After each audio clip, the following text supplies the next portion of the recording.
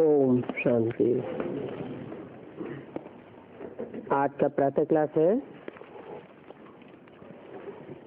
13 जुलाई 1968।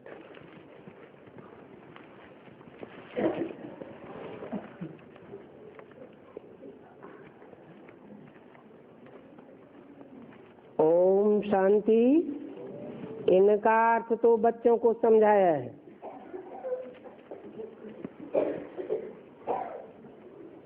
क्या अर्थ है?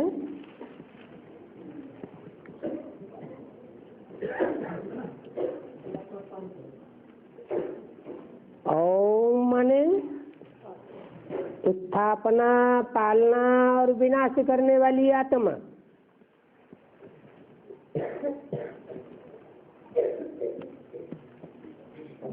हर आत्मा अपने लिए दिव्य गुणों की स्थापना भी करती है, सतो प्रधानता की, पालना भी करती है, और जो तामसी गुण आ जाते हैं संग के रंग से उनका विनाश भी करती है। ऐसे तीन कार्य करने वाली आत्मा आओम कही जाती है। आ ओ मां।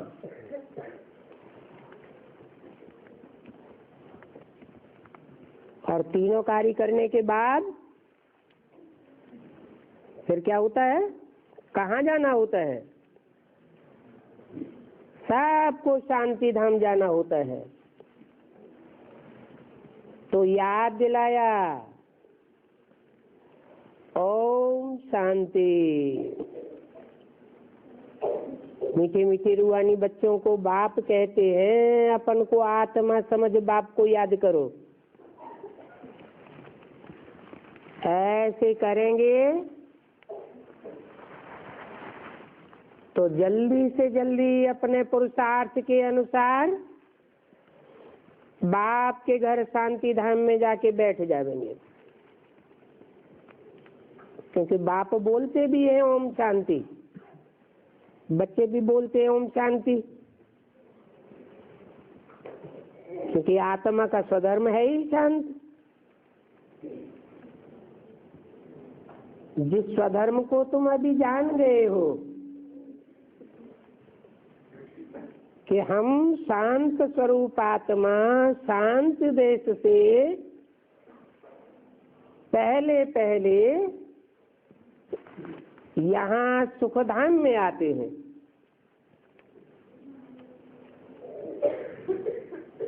और आखिरी दुखधाम में आते हैं तो अशांत हो जाते हैं।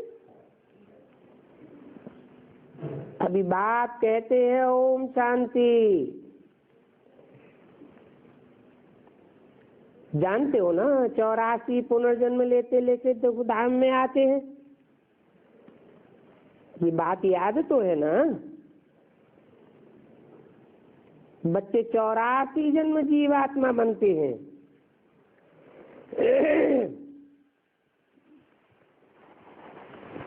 सब बच्चे बनते हैं? नहीं, बाप परमात्मा है। तो जैसा बाप है वैसे बच्चे भी आत्मा तो होना चाहिए। आत्मिक स्थिति में रहने वाले सिर्फ 84 जन्म लेने वाले हैं, बाकी तो देहभान पूरा पूरा छोड़ते ही नहीं। तो पक्के पक्के आत्मा कहाँ हैं? जो पक्की पक्की 84 जन्म लेने वाली आत्माएं हैं वो जीवात्माएं समझती हैं कि बाप जीवात्मा नहीं बनते हैं।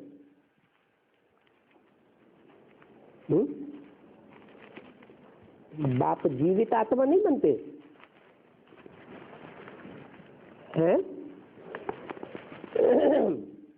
जीवन धारण करने वालों में प्रवेश तो करते हैं, परंतु स्वयं जीवन नहीं धारण करते। हाँ, कहते हैं मैं टेम्परेरी इनका आधार लेता हूँ। किनका? ब्रह्मा का टेम्परेरी आधार लेता हूँ। और मुकर्रर एक बाप मुकर्रर तन का आधार भी लेते हैं। नहीं तो पढ़ावेंगे कैसे? बच्चों को घड़ी घड़ी कैसे कहेंगे मन मना भव? है टेम्परेरी तन में प्रवेश करके कहेंगे मन मना भव, या मुकर्रर रत में प्रवेश करके कहेंगे मन मना भव? क्योंकि जैसे को याद करेंगे वैसे ही बनेंगे। अर्थात मुझे याद करो और अपनी राजाई को याद करो। इसको कहा जाता है सेकंड में विश्व की बादशाही।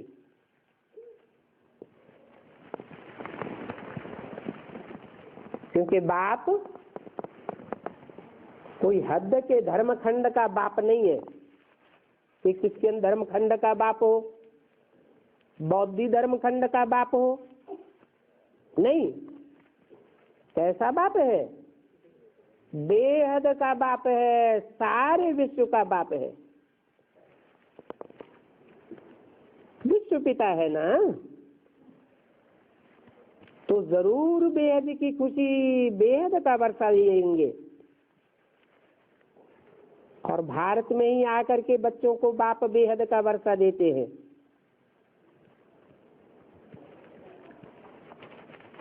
क्यों?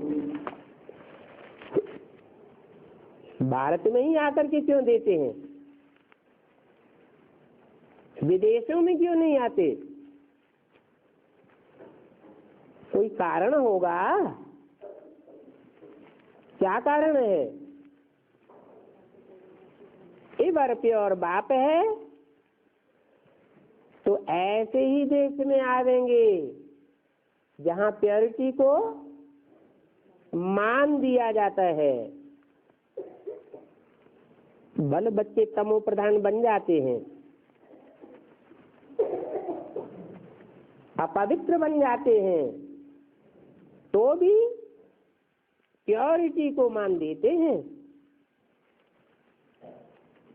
आज से 5000 वर्ष पहले तुम भारतवासी विश्व के मालिक थे। जिस विश्व को 100% सुखधाम कहें,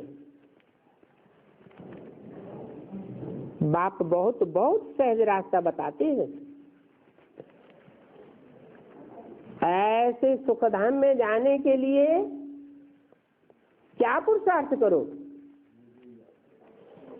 मीठे मीठे बच्चों, अभी से दुखधाम को भूल जाओ।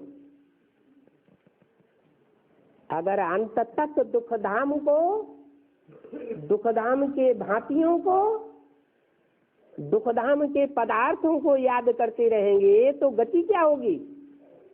अंतमते सो गति हो जाएगी। यहाँ इस दुनिया में बहुत दुख है।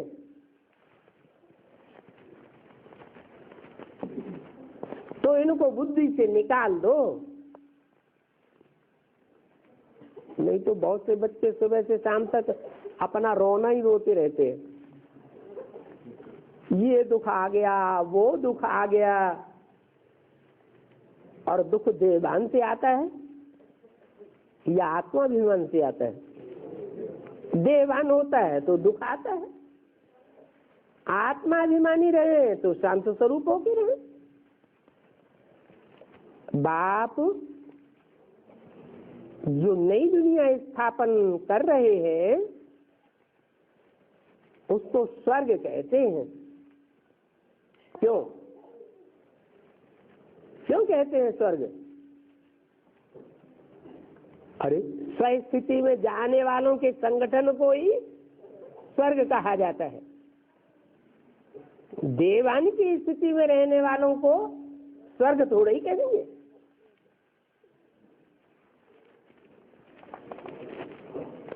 तो स्वर्ग स्थापन कर रहे हैं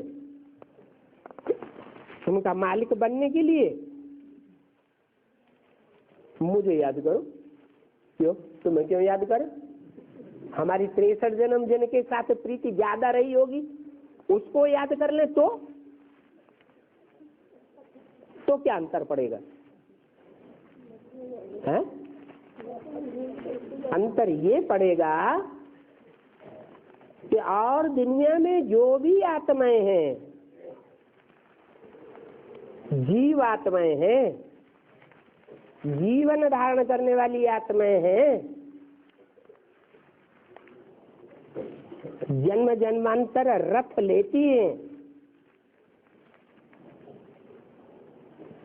और 63 जन्मों में तो खास रथ के प्रति ही आकर्षण रहता है, आत्मा के प्रति आकर्षण नहीं रहता। सब स्वार्थी बन जाते हैं। क्या? रथ के प्रति अटैचमेंट वाले बन जाते हैं। आत्मा को सबसे पहले किससे ज्यादा प्यार होता है? अपने शरीर से सबसे ज्यादा प्यार होता है। तो अगर कोई भी आत्मा को याद करेंगे, जिसको भी अच्छे से अच्छा समझते हो, अच्छे से अच्छा पार्टधारी समझते हो, मान लो हीरो पार्टधारी ही हो, उसको भी अगर याद करेंगे तो क्या होगा? हैं?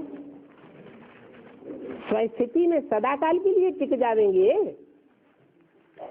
टिकेंगे? अगर उस हीरो पार्टधारी में से जो निराकारी है, निर्विकारी है, निरहंकारी है, सदाशिव है, उसको निकाल देंगे, अलग कर देंगे। शिव को निकाल देंगे तो क्या रह जाएगा?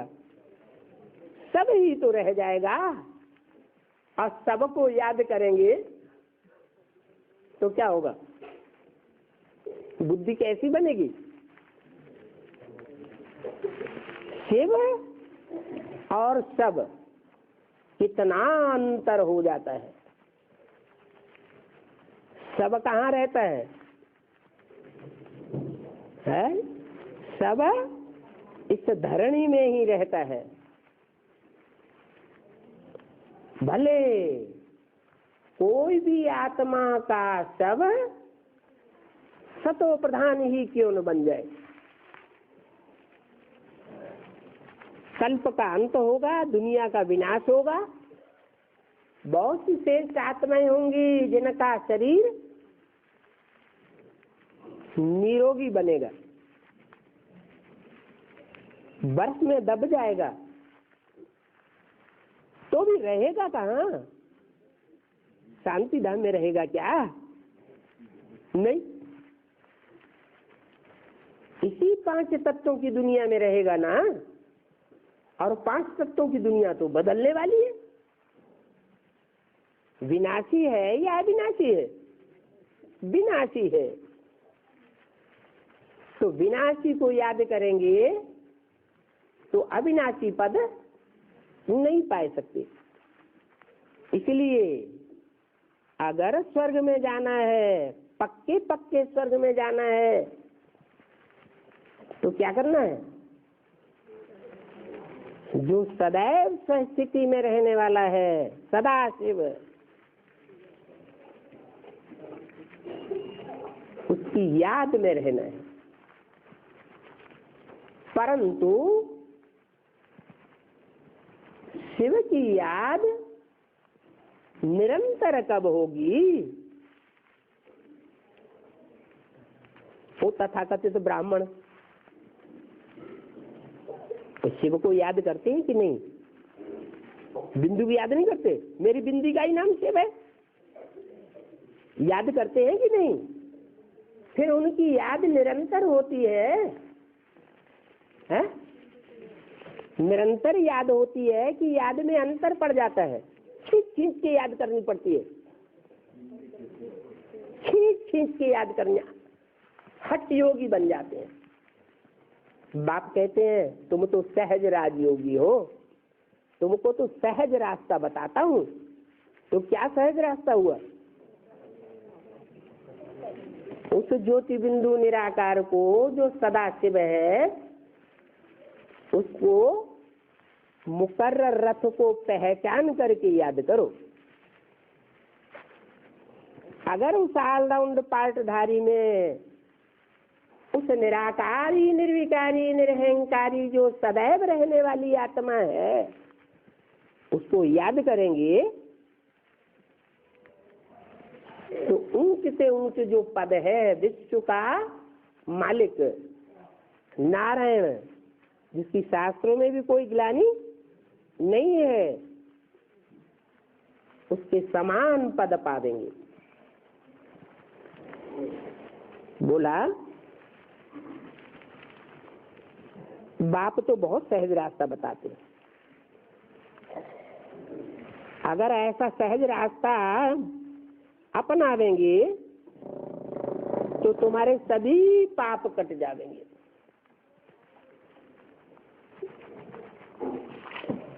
क्या? अच्छा, उससे क्या फायदा होगा? सभी पाप कट जाएंगे तो फायदा क्या होगा? हाँ, बाप समान बन जाएंगे। जितनी आत्मा पवित्र बनेगी उतनी एवर प्योर बाप के नजदीक सीट पाएगी। जितना ही नजदीक होगा उतना ही ज्यादा प्राप्ति करने वाली आत्मा बनेगी। तुम फिर से सतो प्रधान बन जाएंगे। तुम जानते हो पहले भी हम सतो प्रधान थे, फिर पुनर्जन्म लेते लेते तमो प्रधान बने।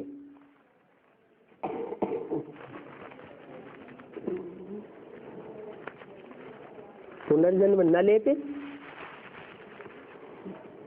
तो नहीं, जो जन्म लेता है उसका मृत्यु जरूर होता है।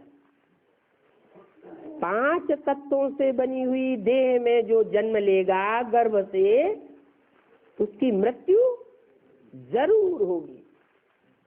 ऐसा तो हो ही नहीं सकता जिसका जन्म हो और उसकी मृत्यु न हो,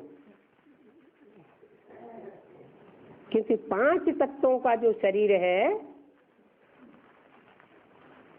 उसमें न आने का एक ही आत्मा का पार्ट है।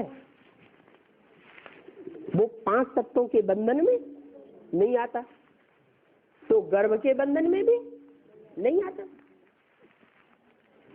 गर्भ महल में भी नहीं आता, तो गर्भ जेल में भी नहीं आता। तो जिसका जन्म हुआ है उसकी मृत्यु तो जरूर होगी, और मृत्यु होगी इसी संसार में, तो फिर जन्म भी लेना पड़ेगा। क्यों? ये 500 करोड़ दुनिया है 700 करोड़ की, इनके सबकी मृत्यु होनी है कि नहीं होनी है? फिर इनका सबका जन्म होगा है? अगर यही नियम पक्का है कि जिन्होंने जन्म लिया है देह का, गर्भ से जन्म लिया है, उनकी मृत्यु होती है, और जिनकी मृत्यु होती है उनको जन्म भी लेना पड़ता है। तो 500-700 करोड़ की दुनिया एटम बम बन चुके हैं, खलास होने वाली है, तो सब जन्म लेंगे। हाँ, ले जाने के लिए तो आए हैं। हाँ, अभी बाप आकर के रास्ता बता रहे हैं। क्या रास्ता बता रहे हैं? बता रहे हैं कि अभी सब आत्माओं का बाप, कोई भी धर्म की आत्मा हो, चलो मनुष्यों की बात छोड़ ही दो, पशु पक्षी कीट पतंगे जो भी है, सब आत्माओं का बाप आया हुआ है और सब आत्माओं को वापस ले जाएगा। अच्छा, मनुष्य तो चलो समझ जाएगा कि मैं आत्मा ज्योति बिंदु हूं। ये कीड़े मकोड़े पशु पक्षी ये कैसे समझेंगे, ये कैसे याद करेंगे, ये आत्म की स्थिति में कैसे टिकेंगे, देह से इनका अटैचमेंट कैसे टूटेगा? अरे टूटेगा कि नहीं टूटेगा? है टूटेगा, कैसे टूटेगा? हाँ, मनुष्य एक ऐसा प्राणी है जिसको मन बुद्धि है, और प्राणियों में मन बुद्धि की इतनी पराकाष्ठा नहीं है। इसलिए मनुष्य जो है वो वाइब्रेशन बनाने वाला है। उस वाइब्रेशन से जितने भी जड़ जीव जंतु हैं, जड़ तुम्हें बुद्धि वाले भी हैं, उनके ऊपर भी उस याद का प्रभाव पड़ता है, और सदा काल का प्रभाव पड़ता है, ऐसे नहीं अल्पकाल का पड़ता है। हाँ, कोई आत्मा रूपी पात्र ऐसे होते हैं जो कम वाइब्रेशन धारण कर पाते हैं, और कोई ऐसे हैं जो पात्र ही बड़े हैं, बुद्ध रूपी पात्र उनका विशाल है। इसलिए सतयुग के आज से ही जन्म लेते हैं। सात्विक बुद्धि है, जैसे गाय है। सतयुग में गाय होगी या नहीं होगी? होगी। दुख देने वाले जीव जंतु नहीं होंगे, लेकिन सुख देने वाले सात्विक जीव जंतु सतयुग में भी होंगे। तो नियम है, दूध दूध में मिल जाता है, पानी पानी में मिल जाता है, कीचड़ कीचड़ में मिल जाता है।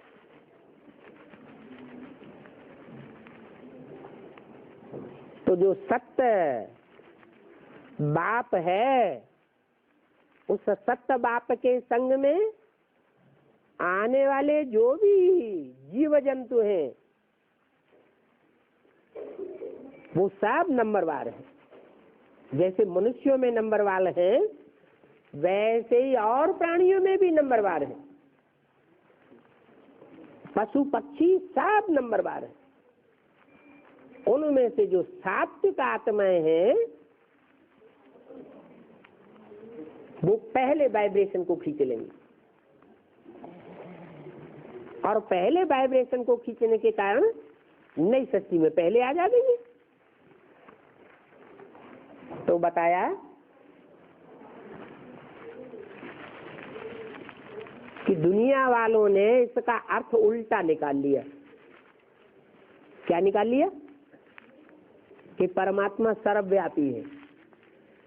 परमात्मा सर्वव्यापी है या उसकी याद का वाइब्रेशन सर्वव्यापी हो जाता है? उसकी याद का वाइब्रेशन सर्वव्यापी हो जाता है।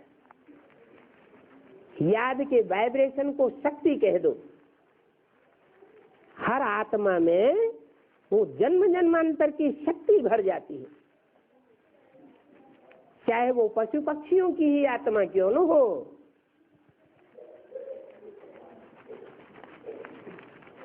जड़त्वमयी जो पेड़ पौधे हैं उनमें भी आत्मा है, वो भी वाइब्रेशन को खींचते हैं। जैसे सब जानते हैं पपीता का वृक्ष है, नर और मादा दो प्रकार के होते हैं। मादा वृक्ष बहुत दूर हो, मीलों दूर, तो भी वो वाइब्रेशन खींच लेता है और उसमें फल लग जाते हैं। तो जड़ और चैतन्य, बुद्धिमान अथवा बुद्धिहीन जो भी है, सब वाइब्रेशन को खींचते हैं। इतना ही नहीं, बाप तो कहते हैं तुम बच्चों ने अगर 5 तत्वों को भी सतो प्रधान नहीं बनाया, क्या तो नई दुनिया के मालिक नहीं बने। माने 5 तत्व भी दुनिया के जो इतने विस्तार में फैले हुए हैं, उनको भी तुम याद के बल से चेंज कर देते हो। वो खुद नहीं चेंज होंगे। क्यों नहीं चेंज होंगे? क्योंकि वो बोलते चालते नहीं है।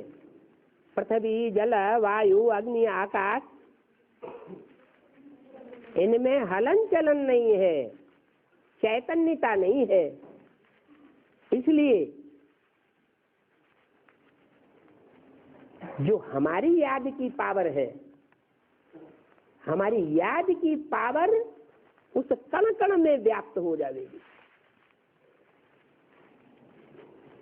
और सारी शक्ति को सतो प्रधान बना देगी। हाँ, उन कण कण में भी नंबरवार है या सब एक जैसे है? उनमें भी नंबरवार। जो जो कण जितने सात्विक होंगे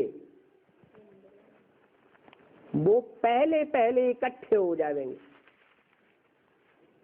और पावर को खींच लेंगे। इसलिए सारी सृष्टि पर जलमयी हो जाती है और भारत में वैकुंठ स्वर्ग स्थापन हो जाता है। तो वो कण कण भी महान हो गया। कहाँ का? भारत का। क्यों महान हो गया? क्योंकि वो कण कण में याद की जो शक्ति है उन कण कण को भी पवित्र बना देती है, सुखदायी बना देती है। पृथ्वी, जल, वायु, अग्नि, आकाश, सतयुग में भारत में भी जो होंगे वो सतो प्रधान होंगे और वहां सतो प्रधान सृष्टि पनपेगी। तो बोला स्वर्ग नई दुनिया को तुम बच्चे याद करो, वो तुम्हारी राजधानी है। क्या राजधानी का अर्थ क्या हुआ? वो धरणी चाहे चैतन्य हो, चैतन्य भी तो बुद्धि रूपी धरणी होती है कि नहीं, और चाहे जड़ हो,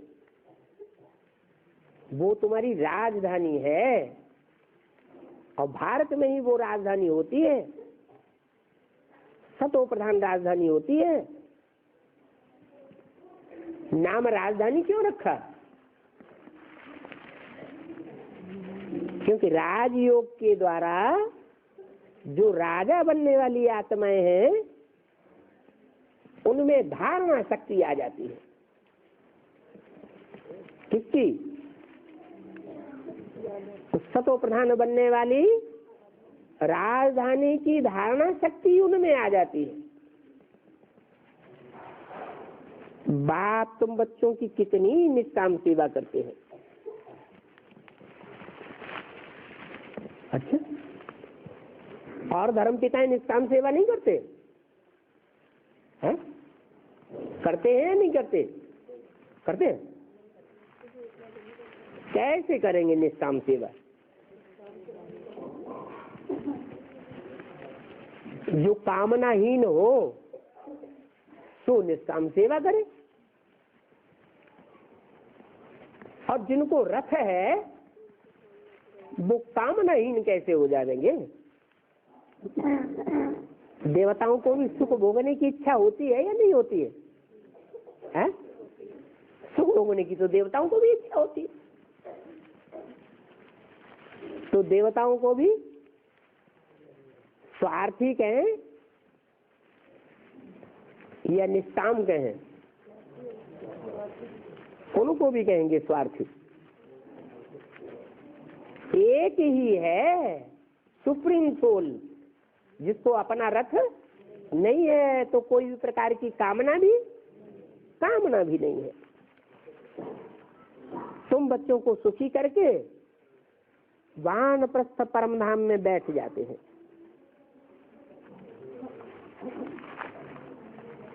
कुछ भी प्राप्ति की आशा नहीं। तुम 5000 वर्ष अपने अपने कर्मों के अनुसार सुख दुख भोगते हो। मैं न सुख भोगता हूं न दुख भोगता हूं। ऐसे तुम भी परम धाम के वासी हो, है? तो हम भी ऐसे ही होने चाहिए, नहीं होना चाहिए निष्काम, है? लेकिन बाप कहते हैं दुनिया में कोई भी जीवात्मा निष्काम सेवाधारी नहीं हो सकती। तुम जहाँ परम धाम के वासी हो उसको निर्वाण धाम वानप्रस्थ भी कहा जाता है। निर्वाण धाम नाम क्यों पड़ा? क्योंकि वहां वाणी नहीं होती है, आवाज से परे की दुनिया है। वानप्रस्थ भी कहते हैं। वाणी से परे की स्टेज में स्थित हो जाते हैं। बाप आते ही हैं बच्चों को सुखी बनाने के लिए, खिदमत करने के लिए, अर्थात सुख का बेहद वर्षा देने के लिए आते हैं।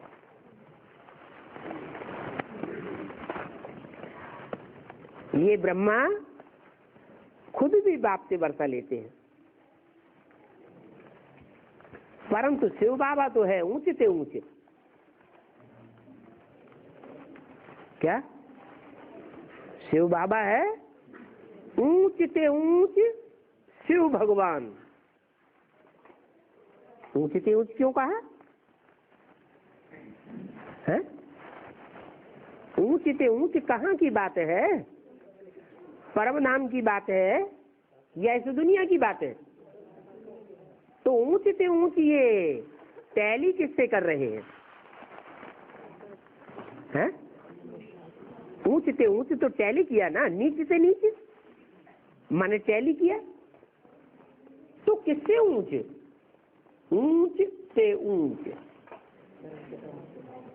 और जो धर्म पिताएं हैं और धर्म जो फैले हुए हैं दुनिया में, इतने बड़े विस्तार में फैले हुए हैं।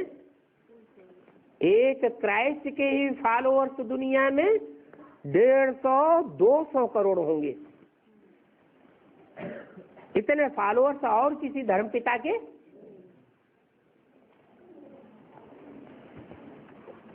जो भी विदेशी धर्म पिताएं हैं, विधर्मी धर्म पिताएं हैं, कोई के भी इतने फॉलोअर्स नहीं है। बाप की तो बात ही छोड़ो, वो तो विश्व पिता है। सब धर्मों का निचोड़, सब धर्मों में जो सात्विकता है उसका निचोड़ आकर के धारण कराता है। इसलिए वो है ऊंचे से ऊंचे भगवान। उसकी यादगार शिव का मंदिर भी है। ऊंचे से ऊंचे भगवान की यादगार शिव का मंदिर, और दूसरे मंदिर नहीं हो सकते हैं? नहीं हो सकते। दूसरे जो मंदिर हैं और देवताओं के, उनको ऊंचे पे ऊंचे भगवान इसलिए नहीं कहेंगे कि औरों के जो मंदिर हैं उनकी संख्या दुनिया में बहुत कम है, और शिव के मंदिरों की संख्या बहुत जास्ती है। गांव गांव में, शहर शहर में, विदेशों में भी शिव के मंदिर फैले हुए हैं, और उन शिव के मंदिरों में उस निराकारी स्टेज वाली की यादगार दिखाई गई है। ऐसी ऊंची स्टेज और किसी मनुष्य मात्र की हो ही नहीं सकती, और ऐसी स्टेज बनाने वाला उनका कोई बाप और टीचर भी नहीं है, जो उनको किसी ने सिखाया हो। सिखाया किसी ने? जो यादगार शिव के मंदिर में रखी हुई है, क्या यादगार रखी हुई है? बाप भी बैठा है, माँ भी बैठी हुई है। बिना माँ के बाप शिव के मंदिर में दिखाया ही नहीं जाता। बाप है बीज, और उस बीज को धारण करने वाली माता है आधार, इसलिए उसका नाम ही है जलाधारी। क्या नाम पड़ता है? जल को धारण करने वाली। कौन सा जल? ज्ञान जल को धारण करने वाली। क्या जड़ जमीन है? जड़ जमीन की बात नहीं है, चैतन्य आत्मा की बात है। और वो चैतन्य आत्मा जितना उस ज्ञान को धारण करने वाली बनती है, उतनी ही पवित्र बन जाती है। इसलिए भारत की नदियों में स्नान करने जाते हैं, विदेश की नदियों में स्नान करने नहीं जाते हैं। ये भी यादगार बनी हुई है। ये धारणा शक्ति की बात बताई कि भारत की जो कन्याएं माताएं हैं, वो ज्ञान को और उसके तंत्र को जितना धारण करती है, उतना और कोई भी मनुष्य मात्र, चाहे भारत का देशी हो और चाहे दुनिया का विदेशी हो, वो धारणा और किसी में हो नहीं सकती। शिव बाप का मुकर्रर रथ ही क्यों न हो, वो भी बाप के ज्ञान की धारणा करता है या नहीं करता है? करता है, करता है? अगर करता है खुद, तो जो खुद करता है उसको फिर साथी की दरकार है या नहीं है? साथी की दरकार है। क्यों? जब खुद ही करता धरता है तो फिर साथी की दरकार क्या है? दरकार है या नहीं है? हैं? नहीं है। जो असली धारणा है ज्ञान की, किस बात की है? हैं? प्योरिटी की धारणा, पवित्रता की धारणा। वो पवित्रता की धारणा कोई भी पुरुष चोले में हो ही नहीं सकती, जो कन्याओं माताओं में हो सकती है।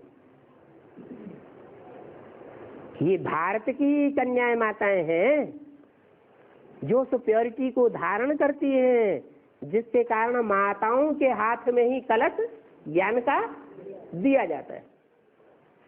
उनके लिए ही ये टाइटल दिया है कि स्वर्ग के गेट वो कन्याएं माताएं ही भारत की खोल सकती है। विदेशी कन्याएं माताएं, वहां प्योरिटी के लिए इतना मान ही नहीं दिया जाता। भारत में तो मान दिया जाता है। तो बोला सारी सत्य के आदि मध्य अंत का ज्ञान बाप के ही पास है और उस ज्ञान के तंत्र को धारण करने वाली भारत माता है।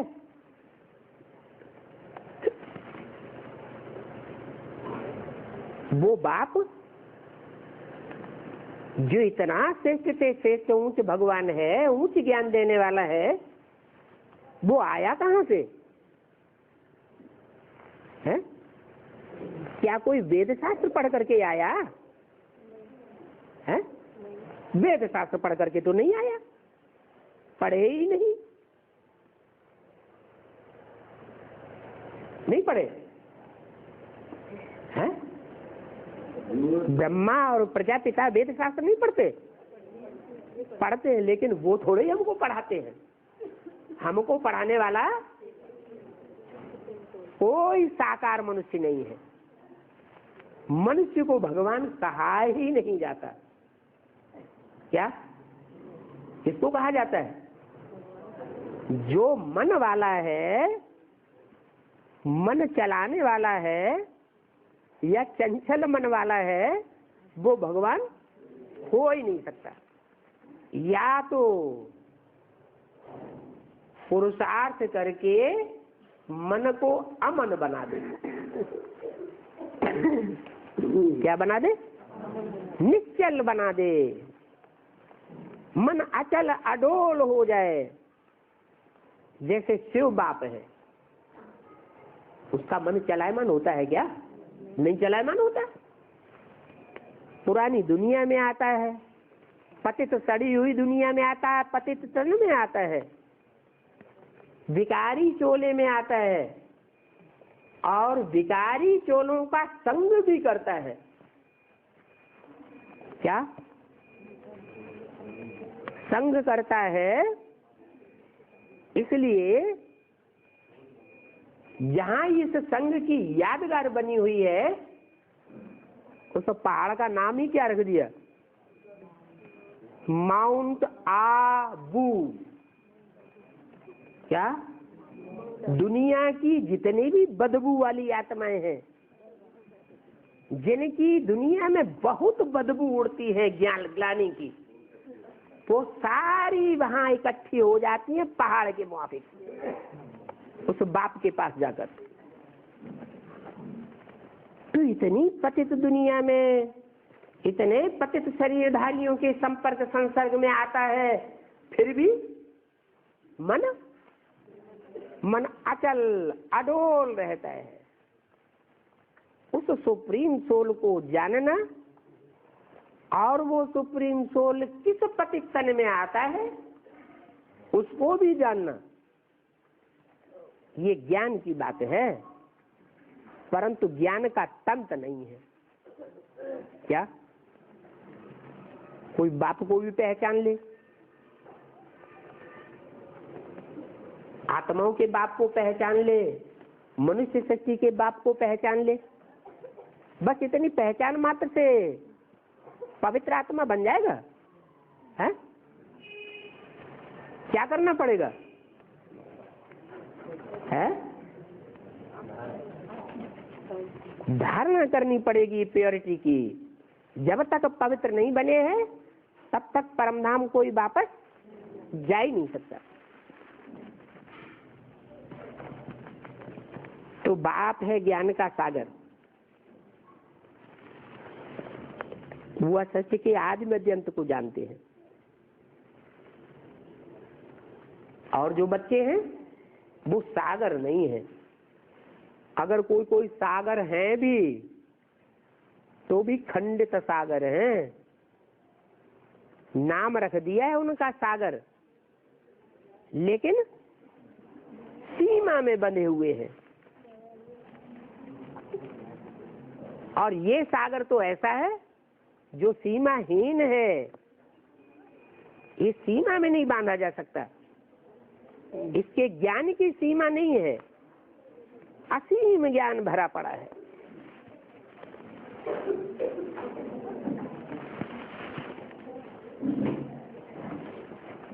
क्या हुआ? टीवी देखने में सारा खर्च कर लिया क्या?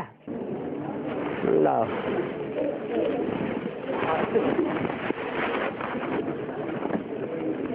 वो ज्ञान का सागर है और असीम सागर है, और जो 7 सागर गाए हुए हैं उनकी सीमा है या नहीं है? उनकी सीमा है, लेकिन इसकी सीमा ही नहीं है। वो सत्य के आदि मध्य अंत को जानते हैं। बच्चे महिमा भी करते हैं, बरोबर बाप सुख का सागर है, शांति का सागर है, पवित्रता का सागर है। सुख का, शांति का और पवित्रता का, तीनों का सागर है। ये महिमा दुनिया में कोई भी मनुष्य मात्र की हो ही नहीं सकती। विश्व के आदि मध्य अंत का राज सुनाते हैं। उनकी बायोग्राफी, उनका ऑक्यूपेशन, उनका धंधा बिल्कुल अलग है। क्या है उनका धंधा है? औरों का जो धंधा है और जो सागर है ना, 7 सागर गाए जाते हैं ना, और जो सागर है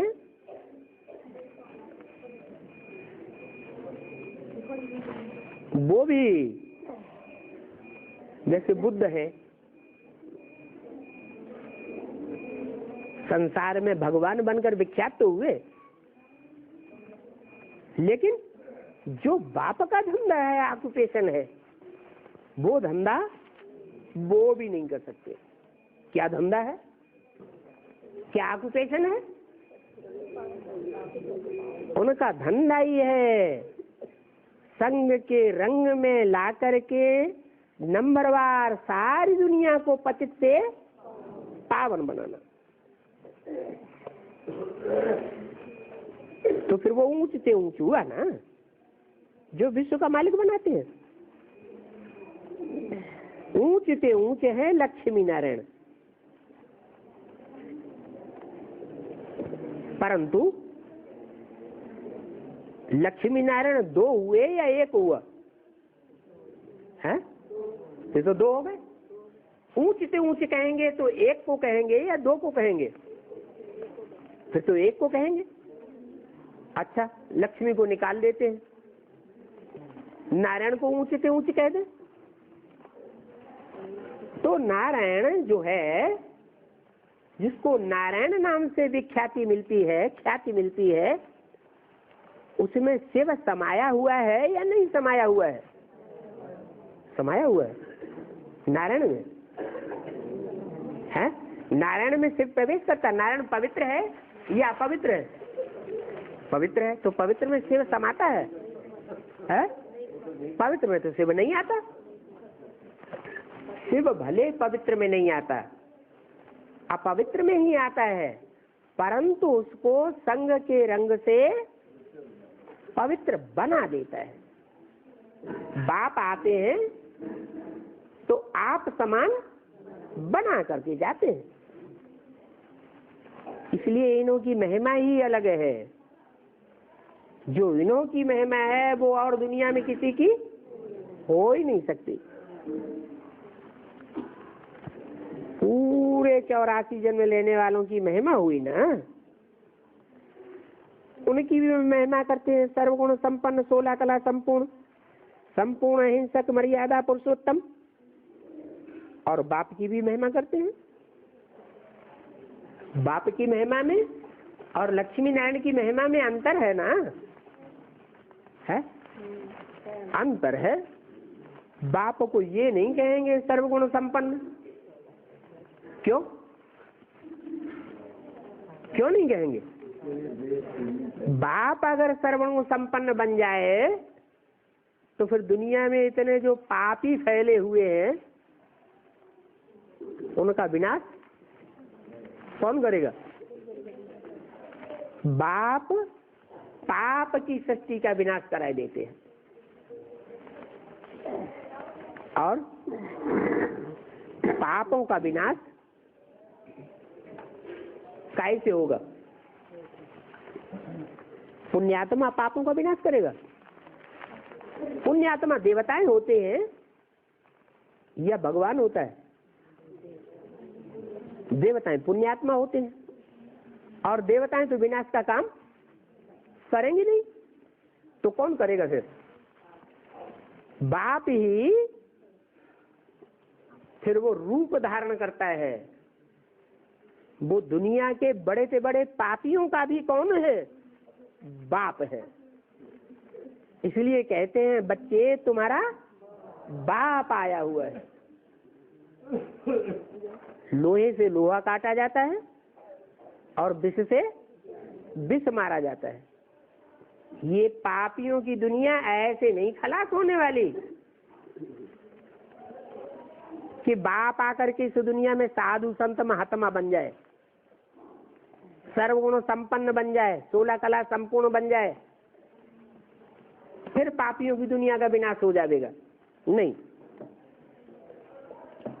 तो नारायण की महिमा में, देवताओं की महिमा में और बाप की महिमा में जमीन आसमान का फर्क है। बाप की महिमा और दैवी गुण वाले मनुष्यों की महिमा में कितना अंतर है। इन देवताओं को ये दैवी गुणों की प्राप्ति हुई है बाप से। क्या बाप देवताओं को क्या प्राप्त कराते हैं? जितनी जितनी पवित्रता का जिन जिन आत्माओं ने पुरुषार्थ किया है, उतना उतना उनको दैवी गुणों की प्राप्ति स्वतः ही बाप से हो जाती है।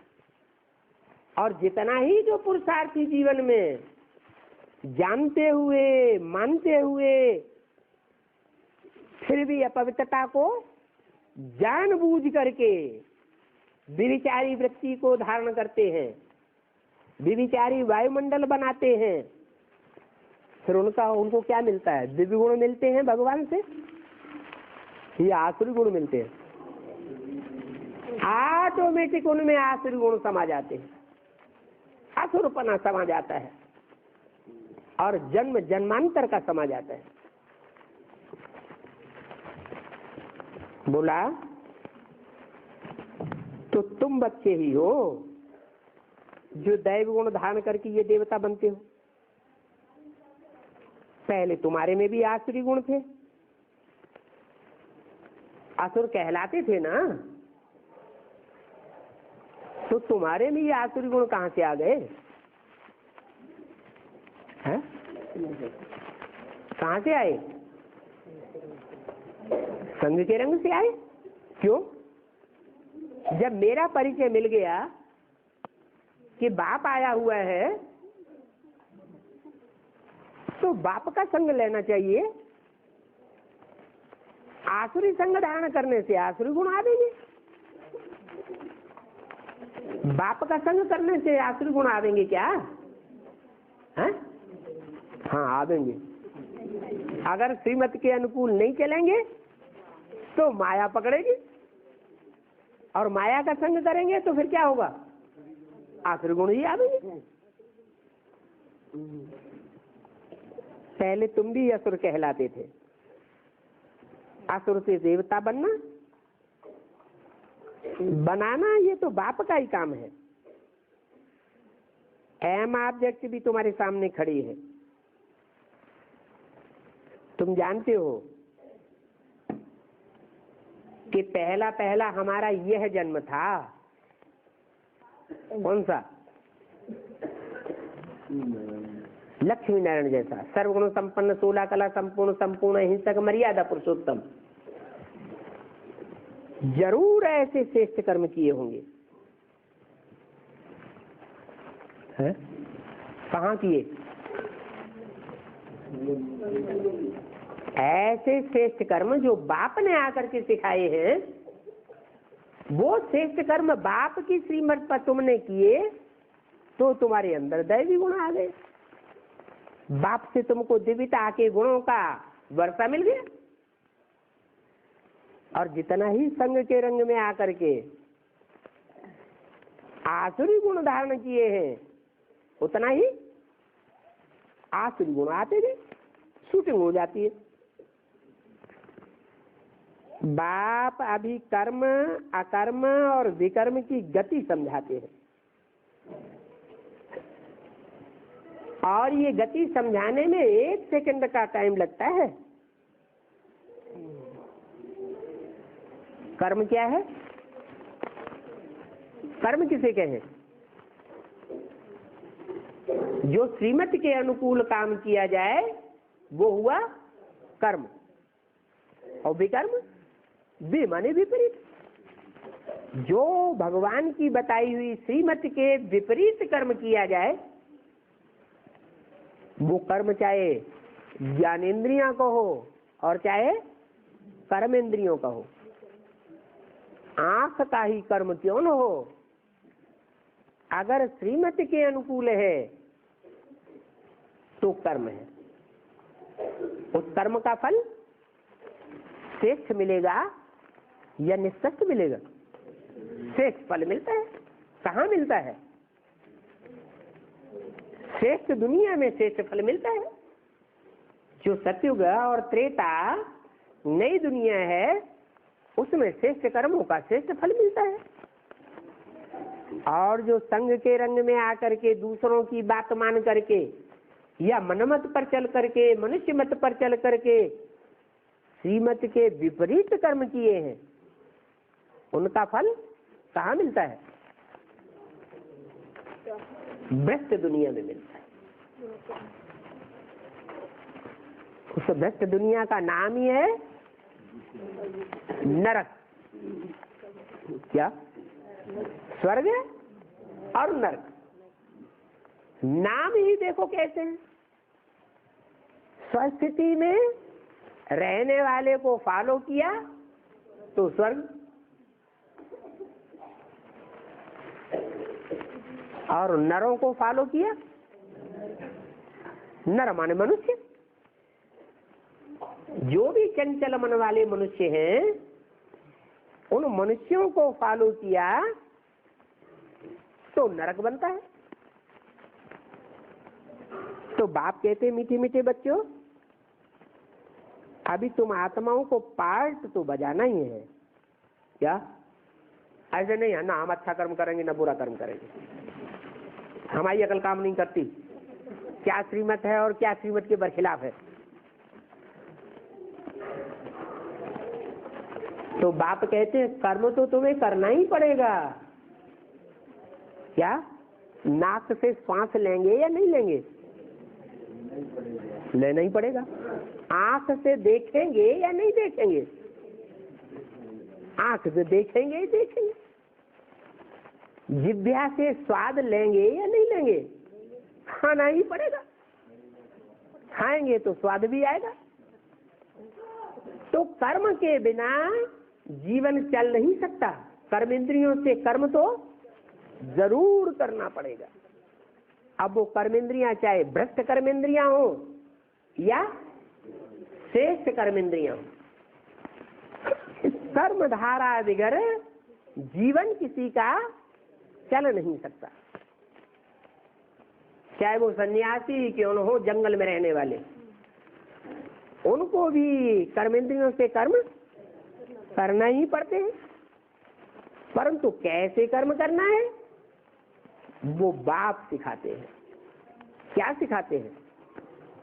क्या सिखाते हैं? बल कर्मेंद्रियों से कर्म करो, परंतु मेरी याद में करो। जितनी गहरी याद में रह करके कर्म करेंगे, गहरी माने निरंतर याद हो। अंतर अगर बीच में पड़ता है तो जरूर बीच में माया आती है, फिर उतना ही कर्म में भी अंतर पड़ जाएगा। तो बाप कहते हैं कर्म धारा तो छूट नहीं सकती, कर्मेंद्रियों से कर्म तो करना ही पड़ेंगे। भूख लगेगी, खाना खाओगे कि नहीं खाओगे? अरे कर्मेंद्रियों की भूख होती है ना, भूख होती है, भूख मिटानी पड़ती है। प्यास लगेगी, पानी पिएंगे या नहीं पिएंगे? पानी तो पीना पड़ेगा। तो बोला क्या करना है? खाते पीते उठते बैठते मुझे याद करो। ये तुम्हारी बड़ी भारी भूल है क्या, कि बाप की पहचान होने के बाद भी बाप की याद को भूल जाते हो। और वो याद करना तो पड़ेगा। ऐसे नहीं, हम तो ऐसे ही याद करेंगे, जब याद आएगा तो याद करेंगे, नहीं याद आएगा तो आराम से पड़े पड़े अमृत वेले सोएंगे। तो बाप कहते हैं, बाप तुम्हें रास्ता बताते हैं कि अमृत वेले का फाउंडेशन का टाइम है। फाउंडेशन अच्छा डाल लेंगे तो सारा दिन ऑटोमेटिक अवस्था अच्छी बनी रहेगी। तो ये तुम्हारे ऊपर है, करो या न करो।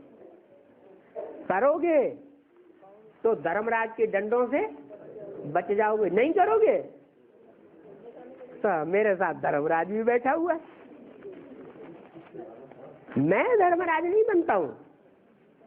मेरे लिए तो कहते हैं प्यार का सागर, लेकिन धर्मराज को प्यार का सागर कोई नहीं कहता है।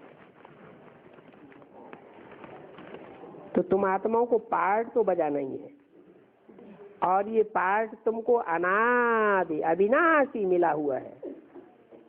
क्या कोई हाथ पर हाथ धर करके बैठ जाए, हम कुछ नहीं करेंगे अब, तो ये हो नहीं सकता। हर आत्मा में अपने 84 जन्मों का पार्ट नुदा हुआ है। पुरुषार्थ भी अभी नहीं करोगे, ड्रामा तुमसे पुरुषार्थ करावेगा। ऐसा टाइम आ जाएगा भगद्दड़ का, अशांति का, कि तुम्हें पुरुषार्थ करने के लिए मजबूर करा देगा। तो अविनाशी पार्ट मिला हुआ है, ये पार्ट का विनाश को नहीं पाता है। तुम कितने बारी सुख दुख के खेल में आए हो, और कितनी बारी तुम विश्व के मालिक बने हो,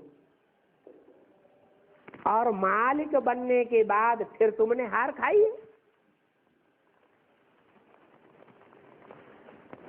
तुम विश्व के मालिक थे ना, तो कितने सुखी थे। अभी तो वो कुछ भी सुख नहीं रह गया है। अभी तो तुमको जमीन का टुक्कड़ टुक्कड़ भी नहीं मिल सकता। क्या ये क्या कह दिया है? इतना बड़ा हाल मिला हुआ है रहने के लिए, इतना बड़ा मकान मिला हुआ है, टुक्कड़ टुक्कड़ नहीं मिल सकता, क्या मतलब हुआ है? अरे जो गाया हुआ है, पांडवों को 3 पैर पृथ्वी के नहीं मिले तो नहीं मिले। अरे वो बेसिक नॉलेज वाले तो ये बात कह ही नहीं सकते। क्या हमको 3 पैर पृथ्वी के नहीं मिलते? बड़े बड़े महल मारियां अटारियां रजिस्टर्ड कागजों में रजिस्ट्रेशन हुआ पड़ा है नाम से, इस ब्रह्मा कुमार के नाम, उस ब्रह्मा कुमारी के नाम। इतनी बड़ी बिल्डिंग अंडरग्राउंड कंक्रीट की बनी हुई। तो कहेंगे 3 पैर पृथ्वी के नहीं मिले हैं? अरे उनका तो गायन ही नहीं है। गायन अंतिम समय का होता है, संपूर्ण स्टेज का गायन होता है, या अपूर्ण स्टेज का गायन होता है? संपूर्ण स्टेज का गायन होता है। और संपूर्ण जो स्टेज है वो बीज रूप आत्माओं की बनती है या आधार मूर्तों की बनती है, जड़ों की बनती है? बीज रूप आत्माओं की संपूर्ण स्टेज बनती है, और वो भी नंबरवार बनती है। एक जैसी स्टेज एक साथ एक टाइम पर नहीं बनेगी। तो 3 पैर पृथ्वी के नहीं मिले, ये गायन किसका है? पांडवों का कहाँ है ऐसे पांडव जिनको 3 पैर पृथ्वी के नहीं मिल रहे हैं? ब्राह्मणों का कहाँ है? अरे वो ब्राह्मण कहाँ है जिनको 3 पैर पृथ्वी के नहीं मिल रहे हैं? सबको अपने अपने मकान है। अरे हैं कि नहीं है? अच्छा नहीं है तो किराए पे तो लिए हुए हैं, तो 3 पैर पृथ्वी का किराया तो दे रहे हैं, रहे तो है, ऐसे तो नहीं कहेंगे नहीं मिला है। तो ये तो झूठी बात हो गई। फालतू बेसिक वालों का नाम उठाते हैं।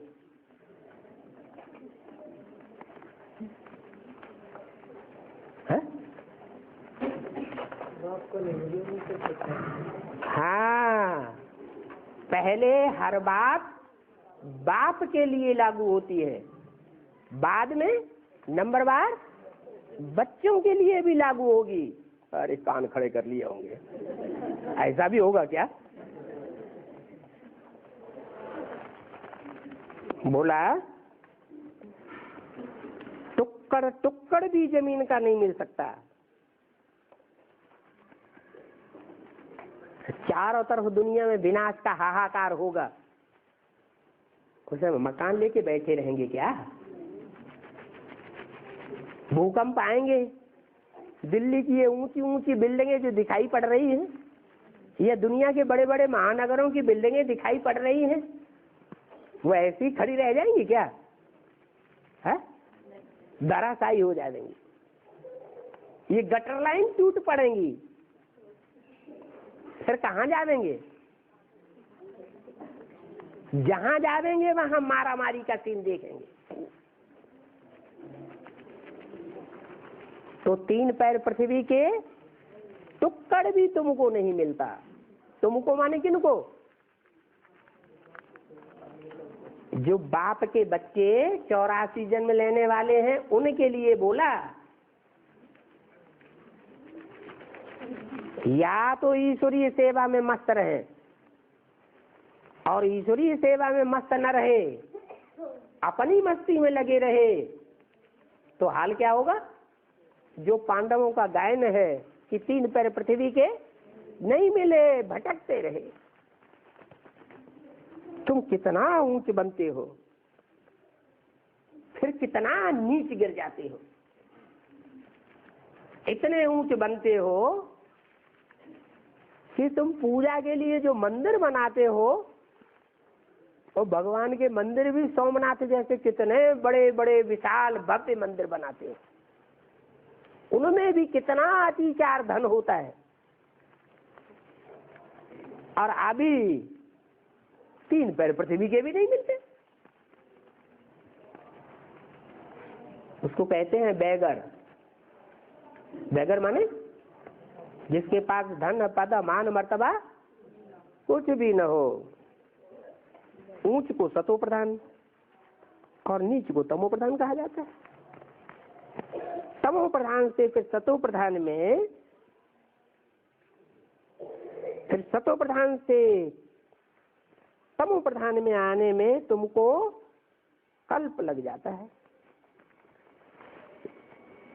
यहां है शूटिंग की बात। ये भी विचार करो, तुम्हारी आत्मा कितनी छोटी है और उसमें कितना पार्ट भरा हुआ है। आत्मा भी छोटी, और परम पिता परमात्मा जो सुप्रीम सोल है, जो एक जन्म में ही आकर के कितना पार्ट बजाता है, वो भी कितना सूक्ष्म है। वो बाप है, तुम सब आत्माओं का बाप है, फिर भी ज्ञान का सागर है, शांति का सागर है। तुम बच्चों को नंबरवार कहेंगे,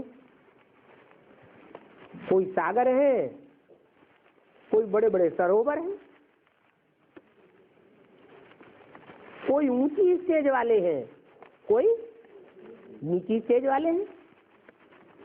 सबसे ऊंची स्टेज वाला सरोवर कौन सा है?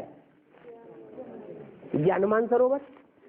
कितनी ऊंची स्टेज में है, और उसका जल कितना पारदर्शी है।